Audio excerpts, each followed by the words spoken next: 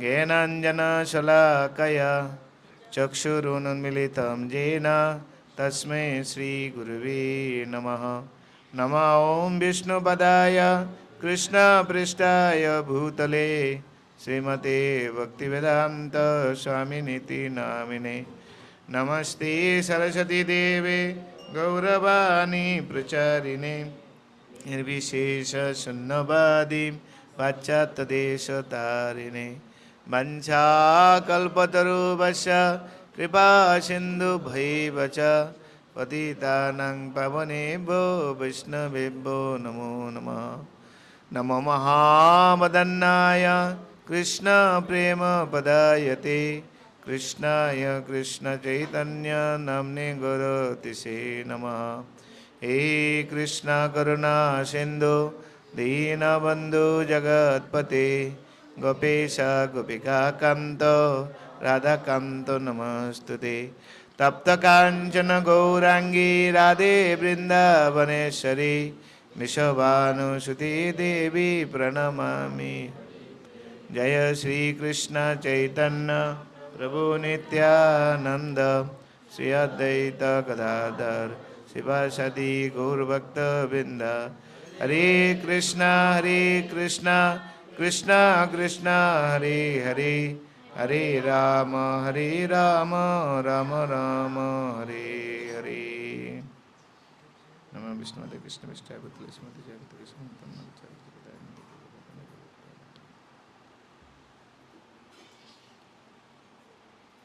তো বলরাম ভগবান কৃষ্ণের বড় ভাই বলরাম। তো কৃষ্ণ আর বলরাম দুইয়ের মধ্যে কোনো পার্থক্য নেই। কৃষ্ণ যখন সৃষ্টিকার্য করতে চান, চৈতন্য চৈতামৃতে কৃষ্ণদাস কবিরাজ গোস্বামী যেভাবে বর্ণনা করেছেন, শ্লোকগুলি বলছি না, সংক্ষেপে বলছি। ভগবান কৃষ্ণচন্দ্র যখন এই সৃষ্টিকার্য সঞ্চার করতে চান, তখন প্রথম প্রকাশিত হন বলরাম রূপে। দ্বিতীয় দেহ, এরকম বলা যায় ভগবানের দ্বিতীয় দেহ। প্রথম দেহ আছে কৃষ্ণ, দ্বিতীয় দেহ আছে বলরাম। এই বলরাম তিনি আবার চার রূপে এই সৃষ্টিকার্য সঞ্চার করেন, চার রূপে। দ্বারকাতে ভগবানের এক্সটেনশন হয় প্রথম চতুর্ভুজ, বাসুদেব, শঙ্কর্ষণ, প্রদ্যুম্ন, অনিরুদ্ধ। শঙ্কর্ষণ হচ্ছেন বলরামের প্রকাশ।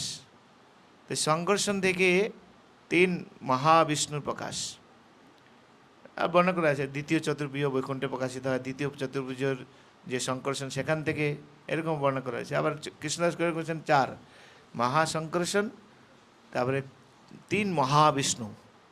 তিন মহাবিষ্ণু হচ্ছে কারণোদকশায় বিষ্ণু, গর্ভোদকশায় বিষ্ণু, ক্ষীরোদকশায় বিষ্ণু। এই তিন রূপে, চার রূপে প্রকাশিত হন। মহাশঙ্কর্ষণ থেকে তিন মহাবিষ্ণু প্রকাশ হয়। কারণোদকশায় বিষ্ণু থেকে তিনি কারণ সমুদ্রে শয়ন করেন, তার অনন্ত কোটি লোমকূপ থেকে অনন্ত কোটি ব্রহ্মাণ্ড প্রকাশিত হয়। প্রত্যেক ব্রহ্মাণ্ডের ভিতরে আবার তিনি গর্ভোদকশায় বিষ্ণুরূপে প্রবেশ করেন।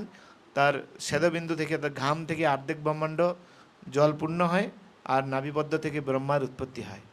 ব্রহ্মার প্রত্যেকটা সৃষ্টিতে ভগবান ক্ষীরোদকশায় বিষ্ণু রূপে তিনি প্রতিটা বস্তুকে সজীব করেন। আর এই ক্ষীরোদকশায় বিষ্ণু হচ্ছেন সমস্ত অবতারের মূল। যত অবতার প্রকাশিত হয় ক্ষীরোদকশায় বিষ্ণু থেকে, ও কৃষ্ণ বলরাম থেকে আসতে হয় না। কৃষ্ণ বলরামের এক্সটেনশন সাংস প্রকাশ থেকে উৎপন্ন হয়।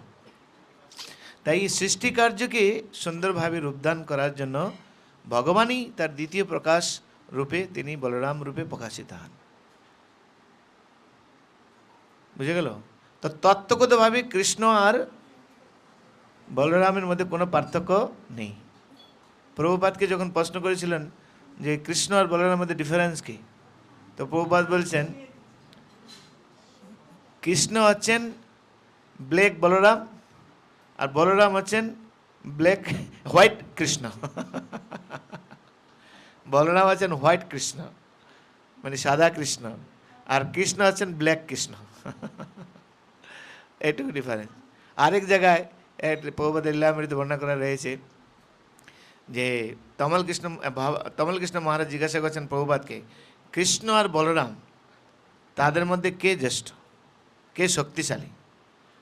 তা প্রভুপাদ বলছেন তুমি বিচার করো, তুমি বিচার করো। না, ভবানন্দ মহারাজ বলছিলেন বলরাম আছেন শক্তিশালী, তাহলে ওকে বলে বিচার করতে, ওকে বলো বিচার করতে। তো প্রভুপাদ বলছেন আচ্ছা বলো, কৃষ্ণ আর বলরাম যখন দাঁড়িয়ে থাকে তো কার কাঁধের উপরে কৃষ্ণ দাঁড়িয়ে থাকে? না, বলরামের হাত কার কাঁধের উপরে থাকে? কৃষ্ণের কাঁধের উপরে থাকে। কারো কাঁধের মধ্যে যখন আমরা ভর দিই তার মানে কি? সে শক্তিশালী, সেই সাধারণত শক্তিশালী। এবার বুঝে নাও। তো এরকম প্রভাব বিভিন্ন জায়গায় বিভিন্ন কারণ। তো যে এক জায়গায় বলছেন কৃষ্ণ আর বলরামের মধ্যে কোনো পার্থক্য নেই। চৈতন্য চৈতামিত কৃষ্ণদাস কবিরাজ গোস্বামী সেটা বলছেন। তবে লীলাগতভাবে ডিফারেন্স রয়েছে। এই লীলাতে লীলাগতভাবে বলরাম হচ্ছেন জ্যেষ্ঠ, লীলাগতভাবে। যদি এই জিনিস বুঝতে চাই তাহলে বুঝতে হবে যে রামায়ণে ফিরে যেতে হবে আমাদেরকে। রামায়ণে এই বলরাম কোন রূপে ছিলেন? লক্ষ্মণ রূপে। আর কৃষ্ণ কোন রূপে ছিলেন? রাম রূপে, তাই না? তাহলে কে বড়? রাম বড়, স্বাভাবিকভাবে না? তো বনবাস শেষ, রাম রাবণের যুদ্ধ শেষ, আবার পুনরায় তিনি রাজ্য অভিষেক করেছেন, সব কিছু। লাস্ট পর্যায়ে লক্ষ্মণ তার মনের মধ্যে খুব দুঃখ, খুব কষ্ট লক্ষ্মণের মনের মধ্যে। কেন কষ্ট? ভগবান রামচন্দ্র তার অবস্থা দেখে তার কাছে গেলেন যে তোমাকে দেখে মনে হচ্ছে তুমি খুব কষ্ট। বলে হ্যাঁ, আমার মনে খুব কষ্ট। বলে তোমার কষ্ট আমি সহ্য করতে পারবো না, তোমার এই দুঃখ নিরামের জন্য আমাকে কি করতে হবে বলো? যা করতে হয় আমি করবো, যদি আমার প্রাণ পর্যন্ত বিসর্জন দিতে হয় আমি তোমার জন্য তা করবো। তুমি বলো তোমার কিসের দুঃখ? তুমি বলে তার আগে বলো আমি যা চাইবো তুমি আমাকে তা দিবে। বলে হ্যাঁ বলো, আমি কথা দিলাম তোমাকে যা চাইবে তা দিব। বলে হে প্রভু, পরের জন্মে অর্থাৎ দাপর যুগে তো আমাদেরকে আবার আসতে হবে লীলা করার জন্য। সেই জন্মে শুধু নয়, তারপরে যতবার জন্ম হবে আমি তোমার বড় ভাই রূপে জন্মগ্রহণ করতে চাই, ছোট ভাই রূপে আসবে না। কেন ছোট ভাই রূপে আসবে না? কারণ এই ছোট ভাই রূপে এসে এই রামচন্দ্রের যা মানে মর্যাদা, পুরুষোত্তম, সারা ব্রহ্মাণ্ড নায়ক, লক্ষ্মীপতি, তা বনবাসে কীভাবে তিনি কষ্ট করেছেন কিছু বলতে পারছেন না। বড় ভাই হলে অনেক কিছু করা যায় না, ছোট ভাই তো কিছু করা যাবে না। তাই পরের জীবনে আমি তোমার বড় ভাই রূপে আসতে চাই, তুমি আমাকে কথা দাও যে আমি আর যত জন্ম গ্রহণ করব আমি যেন তোমার বড় ভাই রূপে আসি। বলেন ঠিক আছে, তথাস্তু, তুমি পরের থেকে আর যত জন্ম হবে তুমি আমার বড় ভাই রূপে আসবে। তা আমরা দেখি যে মাতা দেবকীর একে একে পরপর 6টি সন্তান কংস মেরে ফেলেছেন, 6টি সন্তান মেরেছেন। এখন কৃষ্ণ আসবেন 8ম সন্তান রূপে। তো কৃষ্ণ আসার পূর্বেই বলরাম মাতা দেবকীর গর্ভে তিনি প্রবেশ করেছেন। কেন প্রবেশ করেছেন? কেন বলরাম হচ্ছেন বা নিত্যানন্দ প্রভু হচ্ছেন ভগবানের নিত্য সেবক। আমরা এই যত কিছু ভগবানের উপকরণ দেখি, এই যে চামর, পাখা, ভগবানের থালা, ভগবানের গ্লাস, তারপরে ভগবানের শোয়ার বিছানার আসন, ভগবানের পাদুকা থেকে শুরু করে যা যা কিছু আছে, শুধু তাই নয়, ভগবানের সন্তুষ্টি করার জন্য খোল, মৃদঙ্গ, করতাল, এগুলি সব, হারমোনিয়াম, সব বলরামের প্রতীক। সেই জন্য মৃদঙ্গ শিখতে গেলে আগে বলরামের প্রণাম মন্ত্র গাইতে হয়। মৃদঙ্গ যখন শিখতে যায় তখন মাস্টারমশাই আগে বলরামের প্রণাম মন্ত্র দেবে। এই বলরামের প্রণাম মন্ত্র করে তারপরে মৃদঙ্গ শিখতে হবে। গান বাজনা থেকে শুরু করে সব কিছু, এভরিথিং এভরিথিং। কেননা বিভিন্ন রূপে যাতে কৃষ্ণ সুখময় হয়, কৃষ্ণের সুখের তাৎপর্য হেতু বলরামের জীবন, তাই তিনি বিভিন্ন রূপে তিনি প্রকাশিত হন। এখন কৃষ্ণ দেবকী মায়ের গর্ভে আসবেন, তাই সেই গর্ভ পরিশোধন দরকার, সব ঠিকঠাক আছে কিনা দেখার জন্য। কারণ প্রভু আসবেন সেখানে, তাই না? তাই তিনি আগে এই সপ্তম গর্ভে তিনি এই বলরাম তিনি প্রকাশিত হন সপ্তম গর্ভে। ভগবান কৃষ্ণ তিনি যোগমায়াকে আদেশ করেছেন, হে যোগমায়া, ইমিডিয়েটলি তুমি যাও, কি না তোমাকে আমার অংশ অনন্ত শেষ অবতার বলরাম রূপে তিনি মাতার দেবকীর গর্ভে রয়েছেন, তার গর্ভ থেকে আকর্ষণ করে তাকে রোহিণীর গর্ভে তোমাকে স্থানান্তর করতে হবে, without operation, no operation, no caesar, কোনো রকম সিজার নয়, এক গর্ভ থেকে আরেক গর্ভে গিয়ে স্থাপন করবেন অ্যাজ ইট ইজ। আধুনিক বিজ্ঞানের কোনো ভাষা সেটা বিশ্লেষণ করতে পারবে না, কেন ভগবানের অনন্ত শক্তি। আর যোগমায়া ভগবানের সে অনন্ত শক্তির ধারক বাহক। ভগবানের 3 মহাশক্তি, প্রধান 3 শক্তি, অন্তরঙ্গ শক্তি, বহিরঙ্গ শক্তি আর তটস্থ শক্তি। আর অন্তরঙ্গ শক্তি হচ্ছেন ভগবানের চিন্ময় জগৎকে যিনি পরিচালনা করেন, আর যোগমায়া শক্তি হচ্ছেন ভগবানের এই জড়জগৎকে পরিচালনা করেছেন। আর জীব আমরা আছি তটস্থ শক্তি, আমরা অন্তরঙ্গ শক্তিতে যেতে পারি, নাও যেতে পারি, মায়া শক্তিতে থাকতে পারি, নাও থাকতে পারি। যদি মায়া শক্তিতে না থাকতে চাই তাহলে যোগমায়ার আন্ডারে যেতে হবে। আর যোগমায়ার আন্ডারে যাওয়া মানে কৃষ্ণ ভজন, কৃষ্ণ ভক্তি, কৃষ্ণ। আর মায়াদেবীর আন্ডারে মানে কৃষ্ণ ভক্তির বিপরীত। হরির নাম করবেন না আপনি, প্রসাদ খাবেন না আপনি, তার মানে বুঝতে হবে ও মহামায়ার আন্ডারে রয়েছে। তো যোগমায়া তিনি আর ভগবান বলেছেন তুমি তারপরে কি করবে, সেই রোহিণীর গর্ভে তুমি আবির্ভূত হবে, রোহিণীর গর্ভে আবির্ভূত হবে। যেহেতু তুমি রোহিণীর তুমি যশোদার কন্যা রূপে আবির্ভূত হবে, আর বলরামকে রোহিণীর গর্ভে স্থানান্তর করবে। আমি যখন দেবকীর গর্ভে প্রবেশ করব, যখন আমি আবির্ভূত, সেম টাইমে তুমি যশোদার কন্যা রূপে তুমি আবির্ভূত হবে। আর যেহেতু তুমি আমার ভগ্নী রূপে আবির্ভূত হবে, তাই এই জগতে তোমাকে সবাই আরাধনা করবে। তোমাকে দুর্গা, কালী, ভদ্রিকা, অম্বিকা, তা বাসন্তী, তারপরে আরও অনেক নামে তোমাকে পুজো করবে। এরকম 12টা না 13টা নাম ভগবান কৃষ্ণ দর্শন স্কন্ধে বর্ণনা করা রয়েছে। সেই জন্য দুর্গাদেবী কৃষ্ণকে ভাই রূপে জানেন। শিবজি আছেন কৃষ্ণের ভগ্নিপতি, সেই জন্য হাস্যকোষক শিব আর কৃষ্ণের মধ্যে মোটামুটি হাস্যকোষক মানে রস মানে আনন্দ খেলা হয় মোটামুটি।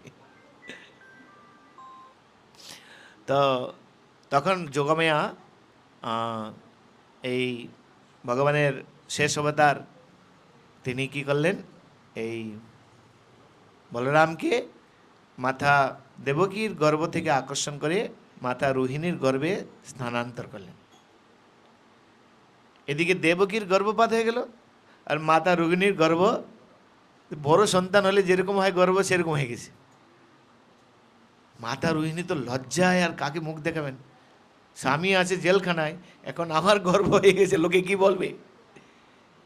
মানে কুরু কান্না করছেন, কুরু গেছেন। পরবর্তীতে সেই আমাদের নন্দ মহারাজের কুলগুরু তিনি এসে সব ঘটনা খুলে বললেন, এই আসলে বাস্তবে এই হচ্ছে তোমার নিত্য সন্তান বলরাম, ভগবানের শেষ অবতার শঙ্কর্ষণ, তাকে বিভিন্ন নামে বলা। তিনি যেহেতু সমস্ত বলের মানে ধারক বাহক ছিলেন, বলরাম নামে প্রসিদ্ধ হবেন। তাকে যেহেতু আকর্ষণ করে এখানে রয়েছে, তিনি মহাশঙ্কর্ষণ নামে তিনি প্রসিদ্ধ হবেন এই জগতে। আর তিনি সমস্ত বিষ্ণুকুল, যাদবকুল, সব কুলের তিনি আনন্দ বিধান করবেন। এরকম অনেক প্রশংসা করেছেন। তখন মাতা রোহিণী তিনি শান্ত হলেন।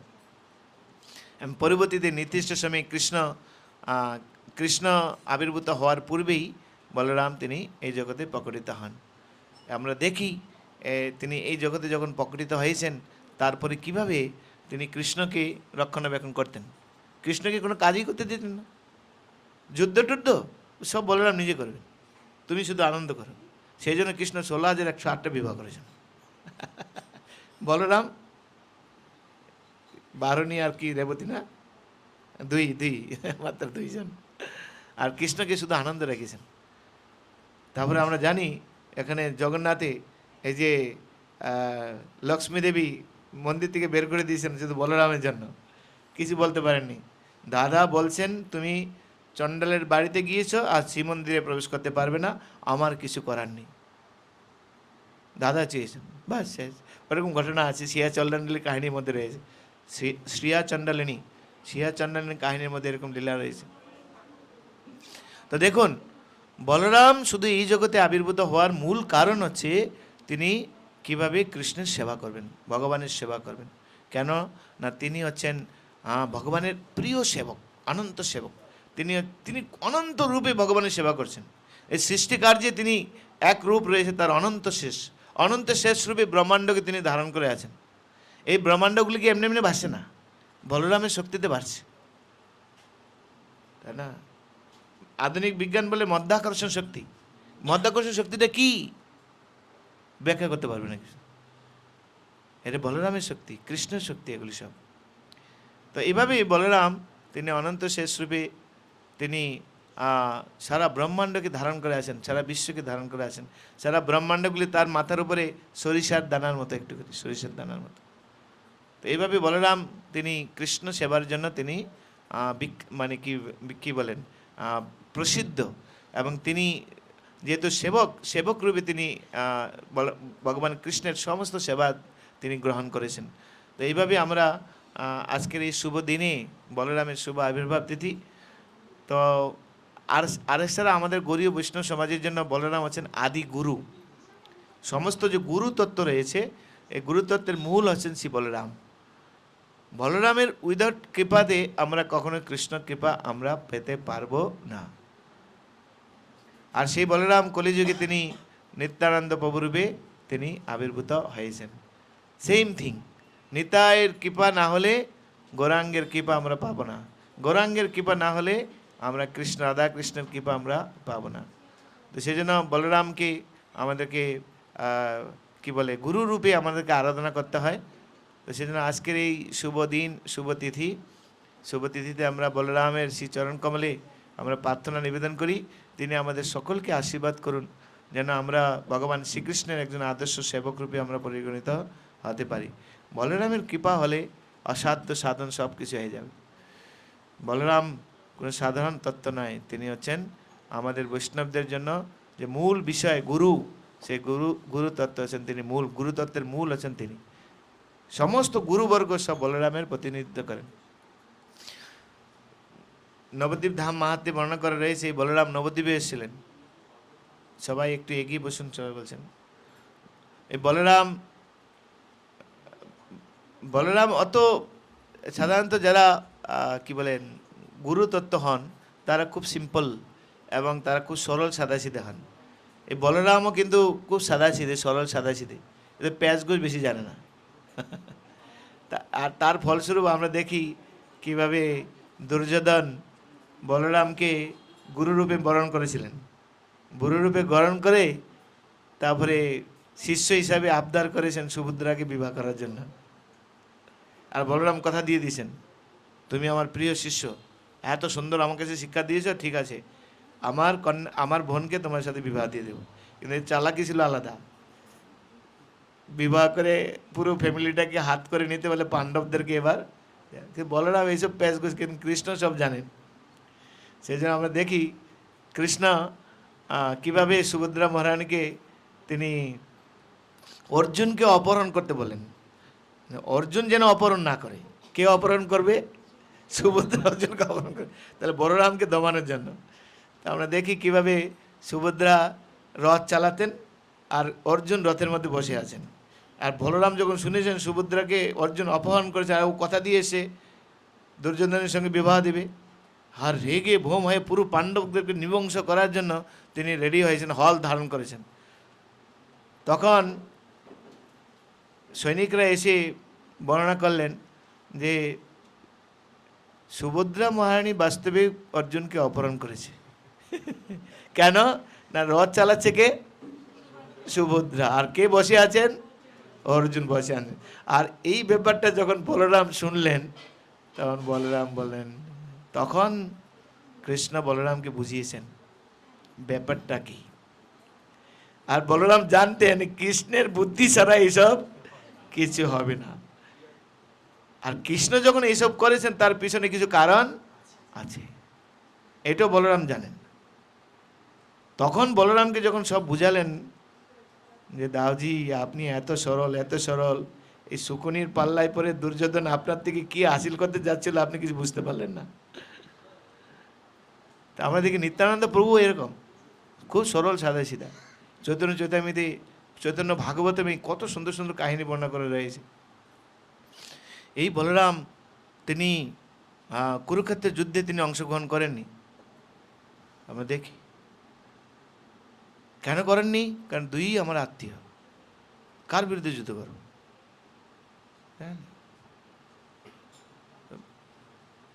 অ্যাকচুয়ালি কি বলবো, বলরামের মতো এত কৃপালু, এত সহজ সরল, সাধারণ গুরু মানিয়েছেন। তাই আপনি দেখবেন কৃপালু না হলে গুরু হবে কি করে?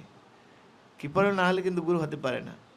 সেই জন্য বলরাম বলরাম বলরাম প্রতি পদক্ষেপে আমরা জানি কি কত কত সুন্দর কৃপা রয়েছে বলরামের, তাই না? এই নবদ্বীপ ধামে তিনি এসেছিলেন বলরাম। নবদ্বীপ ধামে যখন এসেছিলেন তখন ওখানে কি নাম, মায়াসুর, মায়াসুর, মায়াসুর নামে অসুর বাস করতেন। এখন যে জগন্নাথ মন্দির রয়েছে, জগন্নাথ মন্দির ঠিক পিছনে ওখানে যে জলঙ্গি নদী আছে তার পাশেই রয়েছে সেই স্থান, ওখানে মায়াসুর বাস করতেন, মায়াসুর। তো বলরাম যখন এই স্থানে এসেছিলেন নবদ্বীপ ধামে, আর এই নবদ্বীপ ধামে পাণ্ডবরা এসেছিলেন এবং পাণ্ডবদের বললেন, বলরাম তাদেরকে দেখালেন যে যখন পাণ্ডবরা এখানে দেখেছেন যে কীভাবে এখানে মহাপ্রভু আসবেন এই নবদ্বীপ ধামে, আর বলরাম আসবেন তিনি রার পরদেশে বীরভূমি যেখানে পাণ্ডবরা ছিলেন সেখানে বলরাম স্বপ্নে দর্শন দিয়েছিলেন। এই স্থানে বলরাম পরবর্তীতে নিত্যানন্দ প্রভু রূপে আসবেন। বলরাম যখন তীর্থ ভজন করতে করতে করতে করতে যখন এই নবদ্বীপ ধামে আসেন, এখানে তখন সমস্ত ব্রাহ্মণেরাই বলরামের কাছে গিয়েছিলেন এই মায়াসুরের জ্বালায় তারা কিছু ভজন টজন করতে পারছে না, যে আপনি যদি কৃপা করে এই মায়াসুরের বন্ধন থেকে আমাদেরকে রক্ষা করেন তাহলে হয়তো আমরা সুন্দরভাবে ভজন করতে পারবো। তখন এই বলরাম এই মায়াসুরকে সঙ্গে যুদ্ধ করেছিলেন আর তাকে বধ করেছিলেন। তো মায়াসুরকে যেহেতু বধ করেছিলেন, মায়াসুরের সঙ্গে মারামারি করেছিলেন, তো সেই স্থানের নাম হয়ে যায় মায়ামারি। মায়ামারি মাঠ এখনও আছে। নবদ্বীপ ধাম যখন পরিক্রমা হয় তখন ওই দিক দিয়ে আমরা যাই, মায়ামারি মাঠ ওই স্থানে রয়েছেন। তো যাই হোক, বেশি সময় নেব না। সুকৃতি প্রভু এখন এই ঝুলন পূর্ণিমা উপলক্ষে একটা একটা পয়েন্ট একটা একটা লীলা বলবেন। ঝুলন পূর্ণিমা হচ্ছে যে আমাদের কাছে অনেক অনেক সুন্দর একটা শিক্ষণীয় বিষয়। সাধারণত পবিত্র রূপণী একাদশী থেকে শুরু হয় আর এই পূর্ণিমা পর্যন্ত এই 5 দিন হচ্ছে ঝুলন পূর্ণিমা। ঝুলন পূর্ণিমা একটা একটা লীলা, যেই লীলার মাধ্যমে সারা জীবকে ভগবানের প্রতি আকৃষ্ট করানোর জন্য ভগবান এই লীলাবিলাস করেছিলেন, যাতে জীব ভগবানের প্রতি আকৃষ্ট হয়, তাই না? যেন এই সুন্দর লীলা তিনি করেছিলেন। আর সেই লীলা উপলক্ষে আজকে সারা ভারতবর্ষে ঝুলন পূর্ণিমা তিথি পালন হয়। আর ভক্তরা যান সেখানে ভগবানকে টানেন, ভগবানের ঝুলান। আর মূল বিগ্রহ, অর্চা বিগ্রহ বাইরে থেকে বেরিয়ে আসেন, যাতে তারা সবাই তাদের ভক্তি নিবেদন করতে পারেন, শ্রদ্ধা নিবেদন করতে পারেন। সেই উপলক্ষে এই ঝুলন একটি বিশেষ মাহাত্ম্যপূর্ণ। তো সুকৃতিবাবুকে আমি অনুরোধ করব যে সুকৃতিবাবু এখানে আছেন, উনি কাঁচরাপাড়া ছিলেন, হালি শহরে ওনার প্রোগ্রাম আছে। আমি বললাম যে আসুন এখানে, তো উনি আসছেন। আর খুব ভালো হলো, এটা ভালো ভক্ত মিলন হয়ে গেল। বলরাম পূর্ণিমা উপলক্ষে বৈষ্ণবদের মিলন, এটা খুব ভালো, তাই না? 4জন 5জন 6জন মায়াপুর থেকে আমরা এখানে আছি, তাহলে আরও আপনারা ভক্তরা এসেছেন। তো সুকৃতিবাবুকে আমি অনুরোধ করবো যে ঝুলন পূর্ণিমা উপলক্ষে একটা কাহিনী, কেন এই ঝুলন পূর্ণিমা হয়, এর ইতিহাস কী, সেই উপলক্ষে বর্ণনা করবেন। তারপরে আমি কিছু আবার শিক্ষা কিছু আলোচনা করব, ঝুলন পূর্ণিমা কী শিক্ষা দিতে চেয়েছেন ভগবান আমাদেরকে, সেই বিষয়ে একটু আলোচনা করব। ওকে।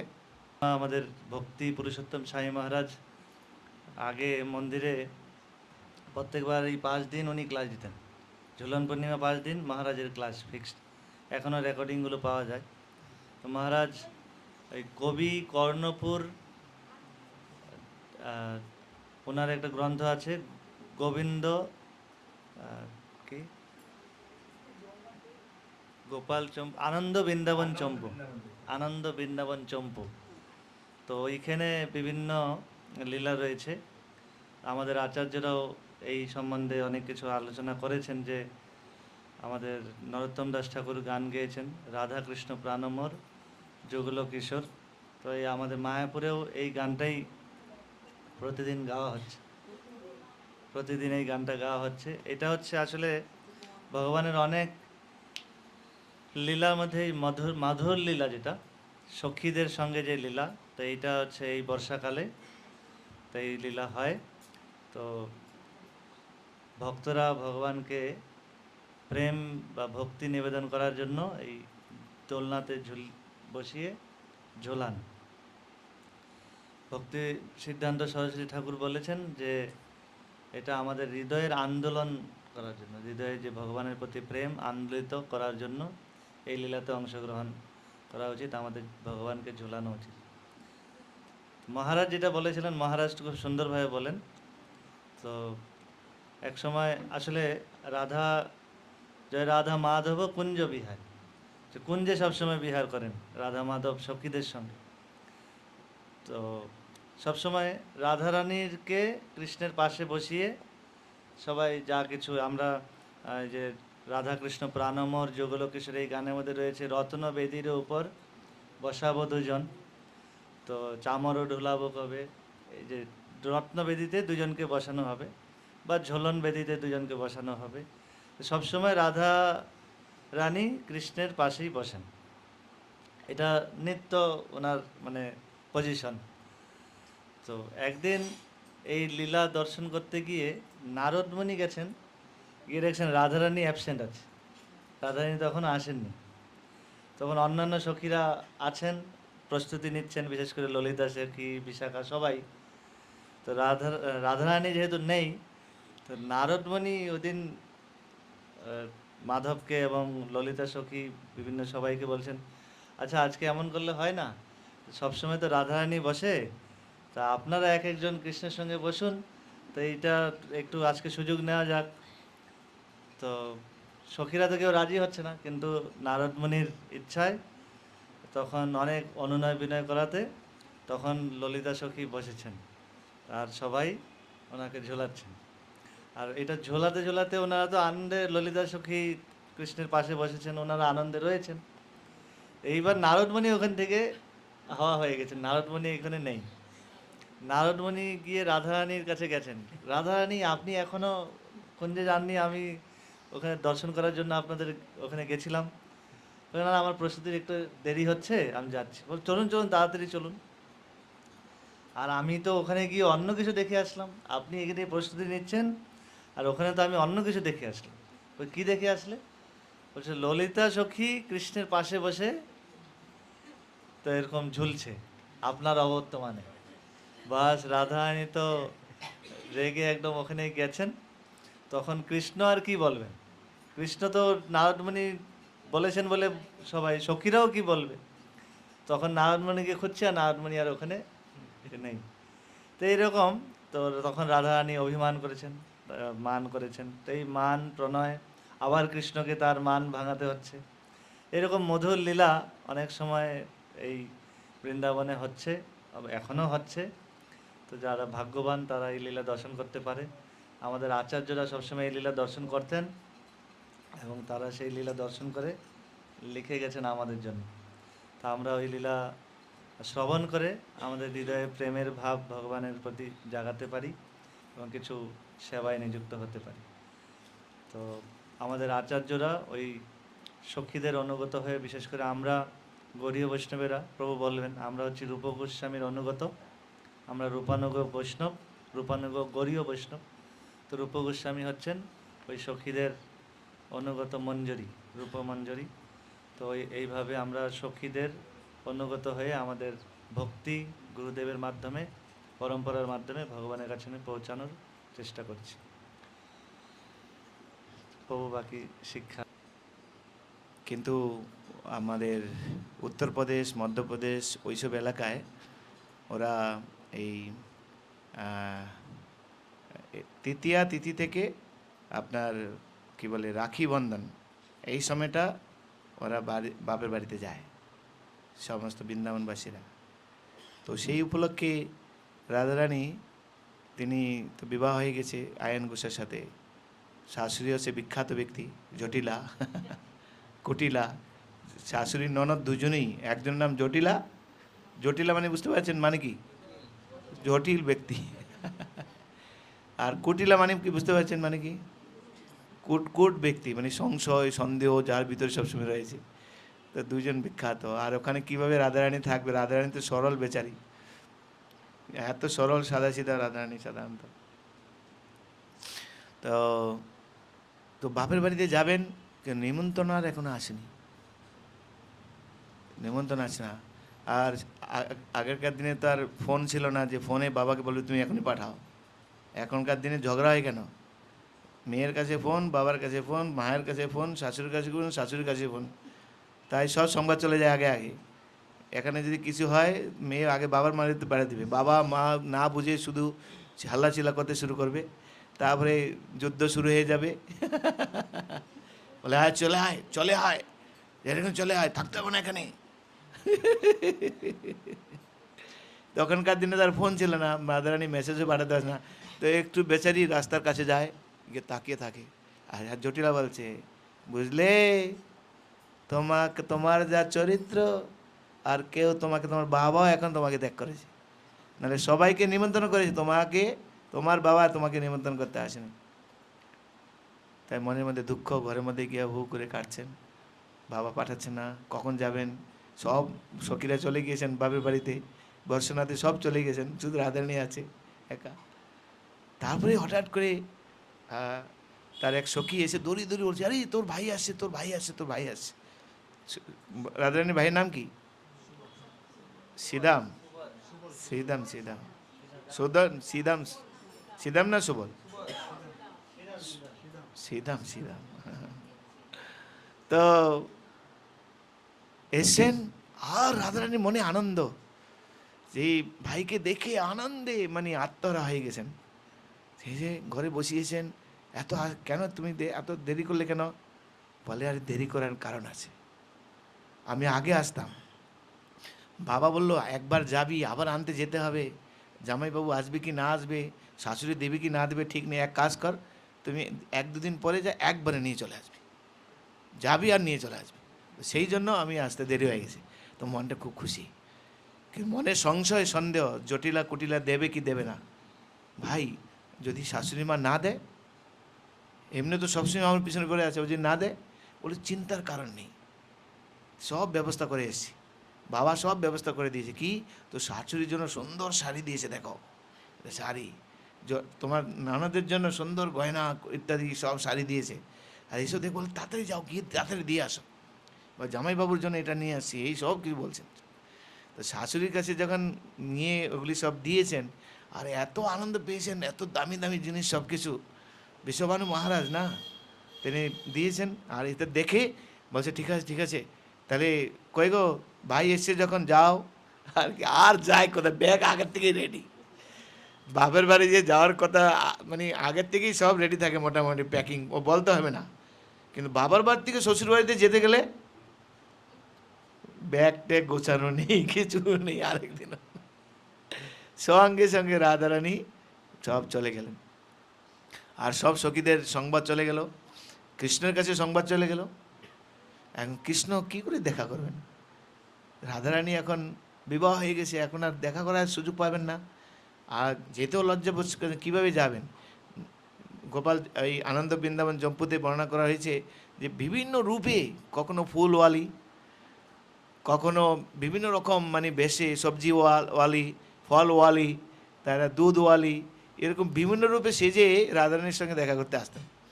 কিন্তু রাধারানী ধরা দিতে পারতেন না, কৃষ্ণ ধরা দিতে পারতেন না। কৃষ্ণের মনে খুব দুঃখ, আর এদিকে রাধারানীর মনে খুব দুঃখ, কৃষ্ণের সঙ্গে মিলন আছে। কারণ রাধা কৃষ্ণ কে? রাধা কৃষ্ণ দুইজন আলাদা নয়।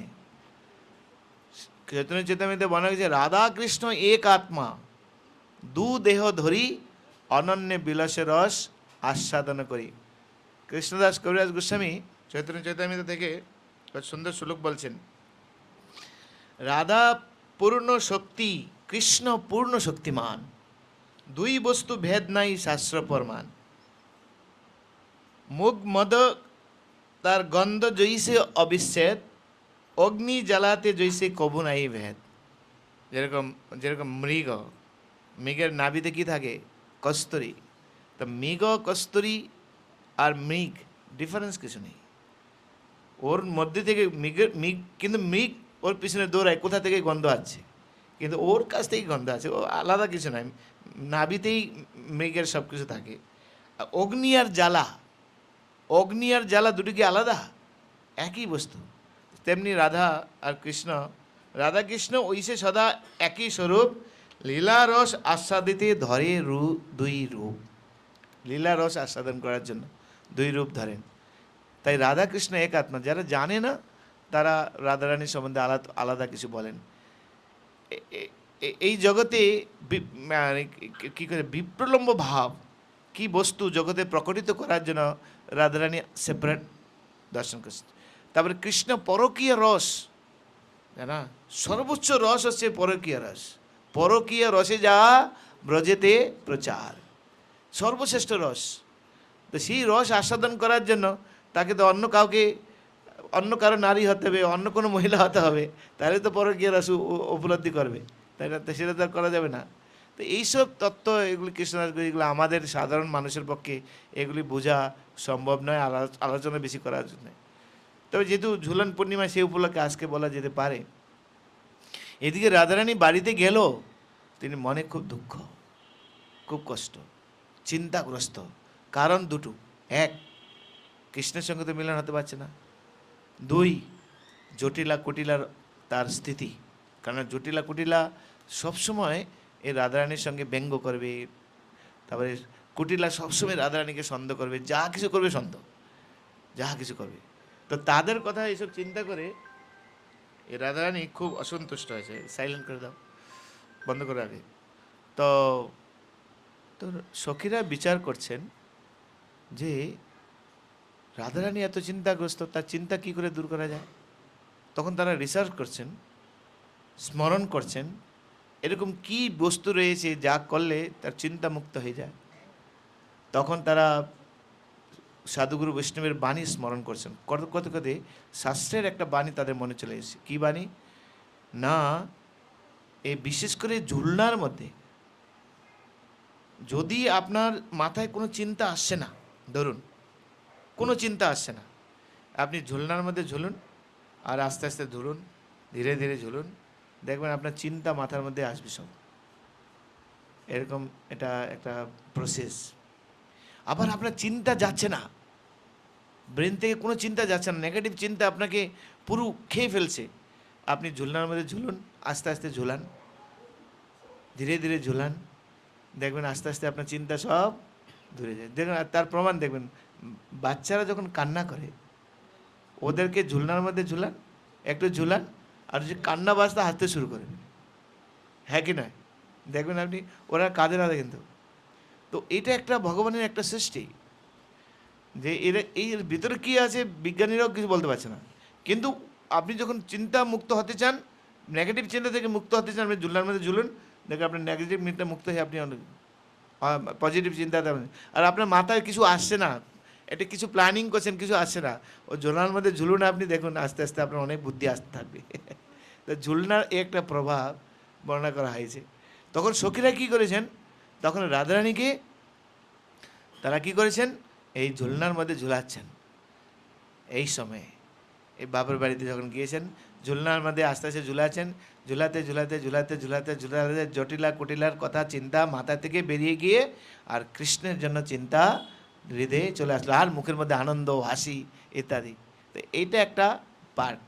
আর সুকৃতিবাবু যেটা একটা পার্ট বলেছেন, আরেকটা পার্টের কাহিনী ঝুলন পূর্ণিমা বলা হয়, যেটা হচ্ছে কৃষ্ণ দেখছেন কিছুতেই রাধারানীর সঙ্গে যুক্ত হতে পারছেন না, আর আসতে পারছেন না সম্মুখে কৃষ্ণরূপে, যাবেনটা কি। কিন্তু সখীরা যখন কৃষ্ণ রাধারানীকে নিয়ে খেলাধুলা করেন, ওই খেলার শর্ত হচ্ছে তারা চোখ বেঁধে দেবেন, লটারি করবেন, লটারিতে যার নাম উঠবে তার চোখ বাঁধা হবে, আর সে কুঞ্জে গিয়ে সবাইকে খুঁজে বের করবে, আর কে কোন কুঞ্জে লুকিয়ে আছে দেখবে, তার নাম বলবে। বেচারি রাধা ওই একটা কুঞ্জের মধ্যে প্রতিদিন লুকায়, আর মোটামুটি শখ সখীরা এটা মানে অবগত হয়ে গেছেন রাধারানী কোন কুঞ্জে যাবে মোটামুটি। আর সেখান থেকে গিয়ে রাধারানীকে ধরে তাকে আবার কানামাছি বাবু ওই নিজেকে আবার চোখ বাঁধবে এরকম। তো কৃষ্ণ চিন্তা করছেন এই একটা সুযোগ রাধারানীর সঙ্গে মিলনের, তাই এক কাজ করি, আমি আগের থেকে খেলার আগের থেকে আমি ওই ভিতরে লুকিয়ে থাকবো, তাহলে কাছ থেকে আমি রাধারানীকে দূর থেকে রাধারানীকে দেখছেন আনন্দ মানে পাচ্ছেন। তো ওই উপলক্ষে তিনি কী করেছেন আগের থেকে ওই কুঞ্জের মধ্যে লুকিয়ে গেছেন।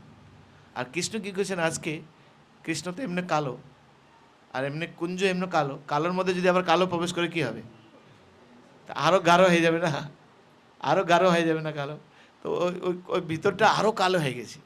আর ভিতরটা যখন আলো কালো হয়ে গেছে, তো কালোর মধ্যে কোনো মানুষ যদি ঢুকে তার চোখ কিন্তু জল জল করবে শুধু। অন্ধকার রাত্রিতে যখন আপনি হাঁটবেন দূর থেকে কিন্তু কালো চোখ কিন্তু জল জল করে দেখবেন আপনি। আপনি গাভী দেখুন, বাছুর দেখুন, সব জল জল করে। এখন খেলা শুরু হয়ে গেছে, কৃষ্ণ ওখানে লুকিয়েছেন, রাধারানী আসবেন তাকে দর্শন করবেন আর কাছ থেকে। আর যখন রাধারানী প্রবেশ করেছেন কাছাকাছি একদম, আর রাধারানী দেখছেন দুটো বড় বড় চোখ। আগে তো এই কুঞ্জের মধ্যে চোখ ছিল না। আর কুঞ্জের মানে মানে ইয়েটা কী বলে পরিবেশটা আলাদা সম্পূর্ণ আজকে, পুরো ঘন কালো, আর তার মধ্যে দেখছে দুটো চোখ জল জল করছে। রাধা কৃষ্ণ এক আত্মা, তাই একজন আরেকজনকে ভালো করে চেনেন। সেই জন্য ওই চোখ দেখে বুঝতে গেছেন এই চোখ আর কারো নয়, কার? শ্যামসুন্দরের, আমার শ্যামসুন্দরের চোখ। কাছে যাচ্ছেন দেখার জন্য, কাছে যাচ্ছেন। আর কৃষ্ণ যখন কাছ থেকে রাধারানীকে দর্শন করছেন,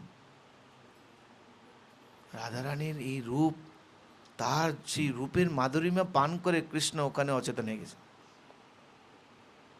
পুরো অজ্ঞান হয়ে পড়ে গেছে। আর যে অজ্ঞান হয়ে পড়ে গেছেন এ সাধারণত স্বাভাবিক, যে যারা মদখোর তারা যখন একটু বেশি মদ খায় কী হয়, ধরুন এটা জাগতিক উদাহরণ দেওয়া আছে বোঝার জন্য, যে যখন কেউ মদ খায়, কেউ খেয়েছেন? উপলব্ধি আছে কারো? আচ্ছা, উপলব্ধি কারো নেই, দেখেছি আমরা। কেউ যখন বেশি মদ খায় তখন তার শরীর পুরো টলমল করে, সব কিছু চিনতে পারে না, আর রাস্তার ধারে অজ্ঞান হয়ে পড়ে যায়। আমরা দেখি যতক্ষণ না পর্যন্ত হুঁশ জ্ঞান হচ্ছে ততক্ষণ পর্যন্ত ওখানে রাস্তায় পড়ে থাকে। তো কৃষ্ণ রাধারানীর সেই মাধুরিমা, সেই সেই মানে কী বলে পান করছেন, মাধুরিমা পান করতে করতে করতে করতে করতে করতে এত পান করেছেন অজ্ঞান হয়ে গেছে। আর যেই কৃষ্ণ অজ্ঞান হয়ে গেছেন, রাধারানীর মনে ভয় ঢুকিয়ে গেছে, কী করবো আমি যদি এখন শুশ্রূষা করতে যাই, যদি কেউ চলে আসে তাহলে অপমান হবে, এমনি তো আমার নিন্দা করে আমার জটিলা কুটিলা শাশুড়ি মশাই, তো কী হবে। তাই সঙ্গে সঙ্গে ওখান থেকে বেরিয়ে গিয়ে সবাইকে ডাকছেন, এই সবাই আসো, সবাই আসো, আজকে খেলা বন্ধ, আজকে কোনো খেলা হবে না। বলে কী রে, প্রতিদিন আমরা খেলি, আজকে খেলা হবে না মানে কি? আমি বলছি খেলা হবে না, সবাই সবাই চলে যাও। সবাই চলে গিয়েছেন। সবাই যখন চলে গিয়েছেন, ললিতা, ললিতাকে বলা হয় অনুরাধা, কেন রাধারানীর ভাব, তার ভিতরে কি আছে সব ললিতা জানেন সব। তার ললিতা বলছে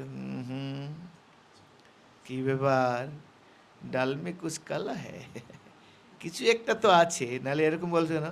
তখন ললিতার কাছে সব রাধারানী খুলে বলছেন যে আমি যখন কুঞ্জে প্রবেশ করেছি তখন দেখছি বড় বড় দুটো চোখ, আর যেই আমি কাছে গিয়েছি ভালো করে দেখার জন্য দেখছি শ্যামসুন্দর, আর আমাকে দেখি জানি না কী হলো অজ্ঞান হয়ে গেছে। বলে চলো চলো চলো গিয়ে দেখি। রাধারানী ললিতা সঙ্গে গিয়েছেন আর দেখছেন সত্যি অচেতন হয়ে গেছে। যদি কিছু একটা হয়ে যায় রাধারানী, তখন তো বেশি বয়স নয়, যদি কিছু একটা ভয়ে বলছে তাড়াতাড়ি গিয়ে তুমি যাও, তুমি নন্দগায়ে যাও, গিয়ে যশোদা মাকে খবর দাও, যশোদা মা আসুক, যদি কিছু হয়ে যায় তাহলে তো আমাদের দোষারোপ দেবে। তাই যশোদা মায়ের কাছে গিয়েছেন ললিতা দেবী। ললিতা দেবী যেই যশোদা মায়ের কাছে গিয়েছেন, বলে ললিতা ললিতা তুমি আজকে হঠাৎ করে এখানে? বলে মা মা শোনো শোনো, তোমার ছেলে ওই কুঞ্জের মধ্যে গিয়েছিল, সেখানে গিয়ে তোমার ছেলে অচেতন হয়ে গেছে। আরে কী বলছিস রে, কৃষ্ণ তো ঘরেই আছে।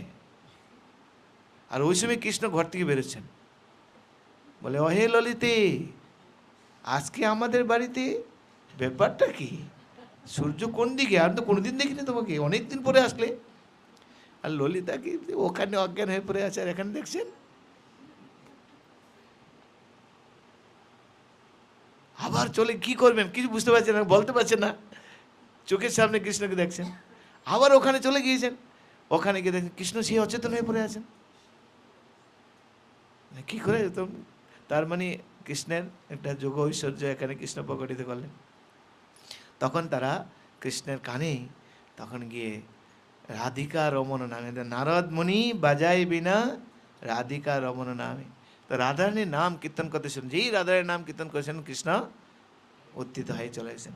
আর যেই উত্থিত হয়েছেন তখন তারা কি করেছেন, এই রাধা কৃষ্ণ দুইজনকে নিয়ে এই ঝুলন মঞ্চে তাদেরকে ঝুলাবেন একসঙ্গে বসিয়ে। আর ঝুলন মঞ্চের জন্য তখন রেডি করছেন। সেই বর্ণনা আনন্দ বৃন্দাবন জম্পলতে বর্ণনা করা হয়, সেই গাছের সঙ্গে সুন্দর ঝুলনা ঝুলিয়েছেন, আর ঝুলনাকে সুন্দরভাবে বনফুল দ্বারা সজ্জিত করেছেন এবং সুন্দর গদি দিয়েছেন। সেই গদি খুব নরম তুলতুলে ছিল এবং তার উপরে একটা সুন্দর চাঁদোয়া দিয়েছেন, আর সেই চাঁদোয়াটা ছোটো ছোটো ফুটো করা আছে, আর ফুটুতে তখন স্নিগ্ধ চন্দ্র কিরণ, সেই তখন সন্ধ্যা হয়ে গেছে আর পূর্ণিমা আসছে, তো চন্দ্রকিরণ সেখানে বেরিয়েছে। আর চন্দ্রকিরণ যখন সরু সরু করে পড়ে তখন কি হয়, এখনকার আধুনিক যুগে একদম এখন যন্ত্রের মাধ্যমে দেওয়া হয় না, যন্ত্রের মধ্যে একটা আলো দেওয়া হয় আর যন্ত্রটা ঘুরে তখন ওই কিরণগুলি সব চারদিকে ভালো লাগে না। তো চন্দ্রকিরণ যখন ওই মানে চাঁদোয়ার ভিতর দিকে ধীরে ধীরে শুধু করে পড়ছে, অপূর্ব শোভা বিরাজিত আছে।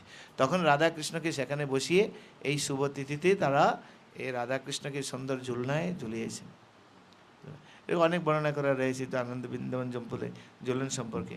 এই দুটো লীলা সাধারণত সবাই বলে, এই লীলাটা কম লোকে বলে, এই লীলাটা সাধারণত সবাই বলে, আর আগের লীলাটা খুব কম লোকে বলে, ওইটাও বর্ণনা করা রয়েছে। তো এই হচ্ছে ঝুলনের মাহাত্ম্য। বর্ণন শাস্ত্রে বর্ণনা করা রয়েছে যে ঝুলন পূর্ণিমা উপলক্ষে কয়েকটা জিনিস, দোলে চ দোল গোবিন্দ, চাপে চ মধুসূদন, রথে চ বামনাদিষ্টা, পুনর্জন্ম ন বিদ্যাতে। দোলে চ দোল গোবিন্দ, কৃষ্ণ যখন দোলে ওঠেন তখন তাকে বলা হয় দোল গোবিন্দ। সেই সময় যদি কেউ দোলনায় ভগবানকে দোল দেয়। চাপে চ মধুসূদন, চাপে মানে নৌকা, নৌকায় যখন কৃষ্ণ বিহার করেন, নৌকা বিহার, যেরকম কয়েকদিন আগে হয়ে গেছে নৌকা বিহার, তো নৌকা বিহারে যখন কেউ নৌকাতে ভগবানকে দর্শন করেন, তার বিহার দর্শন করেন। আর রথেচ বামনাদিষ্টা, রথযাত্রার সময় যখন ভগবান শ্রী জগন্নাথ দেব যখন রথে আরোহ করেন, সেই অবস্থায় যখন কেউ তাকে দর্শন করেন, পুনর্জন্ম ন বিদ্যতে, তাকে কখনো পুনর্জন্ম লাভ করতে হয় না, অর্থাৎ এই জীবনেই সেই গোলক বৃন্দাবন ভগবানের ধামে উদ্ধার হয়ে যাবে। হরি হরি বল। দোলে চ দোল গোবিন্দ, তো এই দোলে চ দোল গোবিন্দ, তো দোলনাতে যখন ভগবান ওঠেন তখন তিনি দোল গোবিন্দ হয়ে যান। তিনি যদি রাধা রাসবিহারী হন, রাধা শ্যামসুন্দর হন, তখন তিনি দোল গোবিন্দ। তো সেই জন্য ওই মন্ত্রের মধ্যে বলা আছে দোলে চ দোল গোবিন্দ, চাপে চ মধুসূদন, রথে চ বামনাদিষ্টা, পুনর্জন্ম না বিদ্যতে। তো জন্য আজকের এই শুভ তিথিতে, এই একাদশী তিথিতে দোলন কী বলে ঝুলন যাত্রা শুরু হয়। তো তাকে দোলনাতে ঝুলানো হয়। ভক্তরা কি করেন, ভক্তরা তার প্রেম ভগবানকে নিবেদন করেন। বলা হয়েছে কেউ যদি প্রেম সহকারে, হৃদয় দিয়ে, অনুরাগ সহকারে, ভক্তি সহকারে, একদম সচ্চা মনে যদি এই দোলে, এই যে ভগবানকে যখন দোলনা দোলাবেন, হৃদয় দিয়ে যদি দোলনা দোলান, বলা হয়েছে তার যা বাসনা সব পূর্ণ হয়ে যাবে, যা বাসনা চাইবেন আপনি।